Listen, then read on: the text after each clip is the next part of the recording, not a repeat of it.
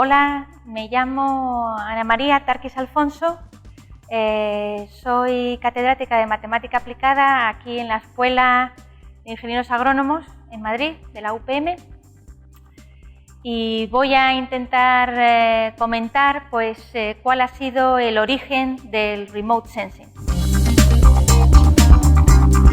Pues en este apartado vamos a hablar de los índices de vegetación y los seguros indexados que se han creado sobre estos índices de vegetación.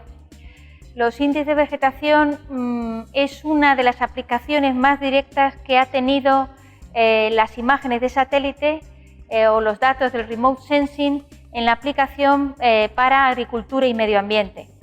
¿Qué intentan dar? ¿Qué información nos intenta dar estos índices?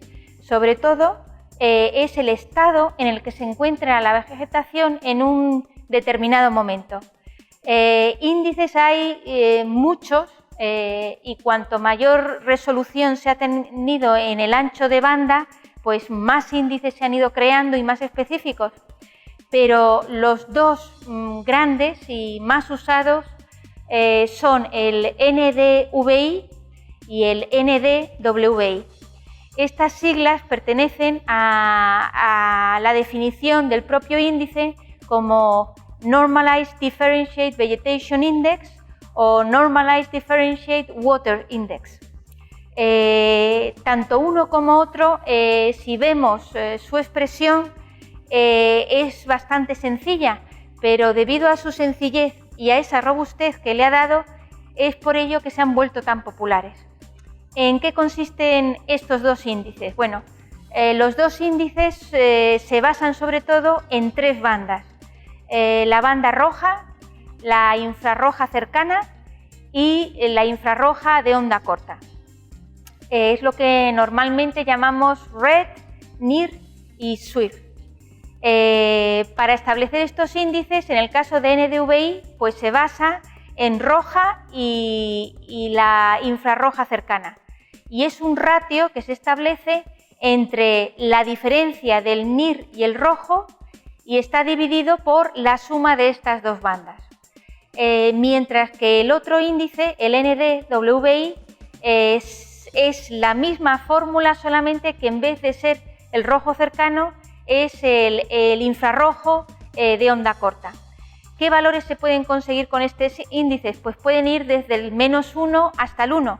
Pero en las aplicaciones que se realizan en la vegetación normalmente van desde 0 hasta 1. Si vemos valores negativos, eso pues puede ser debido a que existe una capa de agua, existe nieve y normalmente tienden a quedarse esos datos.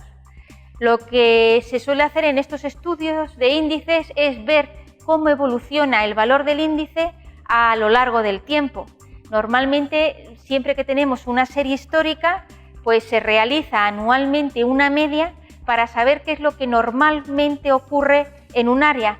Ahí pues existen distintas investigaciones sobre cuál es la mejor resolución, tanto espacial como temporal, para poder hacer todo este tipo de estudios. ¿Cómo elegimos esa resolución? Pues como hemos visto en los apartados anteriores, siempre tenemos que tener en cuenta qué estamos estudiando. Si vamos a estudiar, por ejemplo, un cultivo y digamos que las explotaciones agrícolas son de tamaño mediano o pequeño, vamos a aumentar esas resoluciones para que lleguen realmente a los 200 metros o incluso su resolución sea mayor. Si estamos hablando de pastos o de zonas grandes, de extensiones grandes de algodón, pues entonces ya estamos pensando en los 500 metros o incluso kilómetros. Luego aquí hay toda una literatura y unos estudios sobre este tipo de resoluciones. ¿En qué se basan los seguros indexados? Los seguros indexados lo que realizan es un estudio de la serie histórica de estos índices para normalmente construir una distribución normal. ¿Qué es lo que se supone? Que normalmente los índices van a estar a un determinado nivel. Si están por encima de esa media, es que el cultivo va bien, está en un buen estado, pero si está por debajo de la media, entonces significa que el cultivo no va bien. pero esto se puede aplicar tanto para cuestiones de seguro o para ver el estado de desarrollo de ese cultivo, como también para asesoramiento en riegos, que se ha visto que hasta incluso se pueden ahorrar el 30% en riego si se siguen estos estudios de los índices de vegetación. En el caso de los seguros indexados, pues siempre establecen un umbral a partir del cual empieza a haber un daño al cultivo y, por tanto, el agricultor tiene derecho a un pago por ese deterioro de cultivo, ya que se va a transmitir en menor rendimiento de ese cultivo, o si se produce una sequía y es un cereal que es de invierno, no se suelen regar, pues entonces, debido a esa sequía, su producción va a decrecer, se mira qué índice de vegetación tiene y normalmente cuál se estaba alcanzando, y esa diferencia es la que el seguro paga.